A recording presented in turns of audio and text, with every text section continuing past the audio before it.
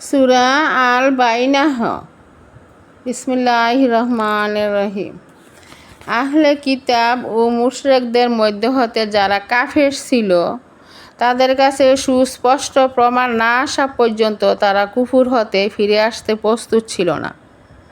আল্লাহর পক্ষ থেকে আগত রাসূল তাদেরকে পবিত্র সহিফাসমূহ পড়ে শোনাবে। এগুলোর মধ্যে রয়েছে ভারসাম্যমূলক লিখিত নির্দেশনাবলী। যাদেরকে কিতাব দেওয়া হয়েছে তাদের কাছে সুস্পষ্ট প্রমাণ এসে যাওয়ার পরও তারা দলে দলে বিভক্ত হয়ে পড়েছে। অথচ তারা তো আদিষ্ট হয়েছিল আল্লাহর অনুগত্য, বিশুদ্ধ চিত্ত হয়ে একনিষ্ঠভাবে আল্লাহর তার ইবাদত করতে এবং নামাজ আদায় করতে আর জাকাত দিতে, আর এটাই ছিল সঠিক দিন। আহলে কিতাব ও মুশরিকদের মধ্যে হতে যারা কাফের, তারা জাহান্নামের আগুনে থাকবে, চিরকাল সেখানে থাকবে।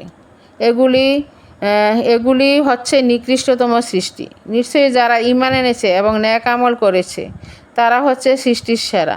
তাদের পুরস্কার রয়েছে তাদের প্রভুর কাছে, আর তা হলো জান্নাত আদন, যার নিচ দিয়ে ঝর্ণা দ্বারা প্রবাহিত। এরা সেখানে স্থায়ীভাবে বাস করবে। আল্লাহ তাদের উপর সন্তুষ্ট, তারাও তার উপর সন্তুষ্ট। এই পুরস্কার তার জন্য যে দুনিয়ার জীবনে তার প্রভুকে ভয় করেছে।